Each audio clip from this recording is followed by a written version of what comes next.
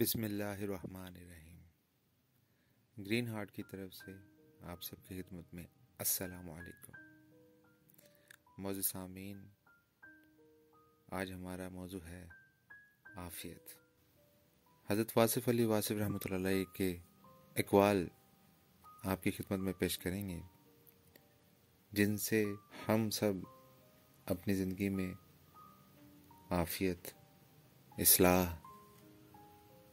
صداقت اور سچ اور جھوٹ کے درمیان جو فاصلے ہیں ہم ان کو ختم کر سکتے ہیں، ہم سیدھے راستے پر چل سکتے ہیں۔ آپ فرماتے ہیں، عافیت اس بات میں نہیں کہ ہم معلوم کریں کہ کشتی میں سوراخ کون کر رہا ہے، عافیت اس بات میں ہے کہ کشتی کنارے لگے۔ اب کسی نبی نے دنیا میں نہیں آنا، لہذا دین کی تبلیغ کی عظیم ذمہ داری ہم سب پر ہے۔ اپنی اصلاح کے بعد یہی امت دنیا کی اصلاح کرے۔ جس نے لوگوں کو دین کے نام پر دھوکہ دیا، اس کی عاقبت مخدوش ہے، کیونکہ عاقبت دین سے ہے اور دین میں دھوکہ نہیں۔ اگر دھوکہ ہے تو دین نہیں۔ جو شخص اس لیے اپنی اصلاح کر رہا ہے کہ دنیا اس کی تعریف و عزت کرے، اس کی اصلاح نہیں ہوگی۔ اپنی نیکیوں کا صلہ دنیا سے مانگنے والا انسان نیک نہیں ہو سکتا۔ ریاکار اس عابد کو کہتے ہیں جو دنیا کو اپنی عبادت سے مرعوب کرنا چاہے۔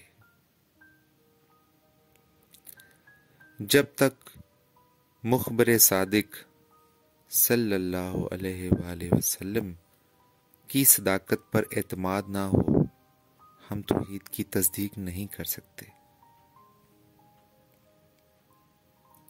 باطن ایک علم ہے، جس کو عطا ہو جائے وہ اسے باطن نہیں کہتا بلکہ ظاہر ہی کہتا ہے۔ علم باطن سے ظاہر میں آتا رہتا ہے۔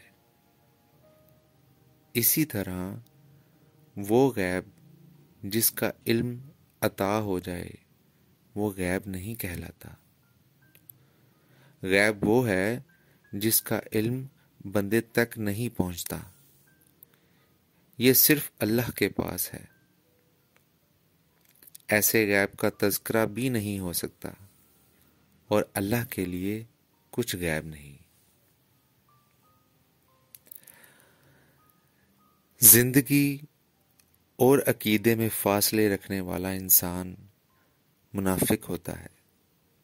ایسا شخص نہ گناہ چھوڑتا ہے نہ عبادت۔ اللہ اس کی سماجی یا سیاسی ضرورت ہوتا ہے، دینی نہیں۔ ایسے آدمی کے لیے مایوسی اور کرب مسلسل کا عذاب ہے۔ ناظرین، یہ 7 وہ اقوال تھے جس میں آپ نے بڑی پیاری باتیں کی، ہمیں ان پر غور کرنا چاہیے۔ اللہ آپ کے لیے آسانیاں پیدا فرمائے اور آپ کو آسانیاں تقسیم کرنے کی توفیق عطا فرمائے۔ اللہ نگہبان۔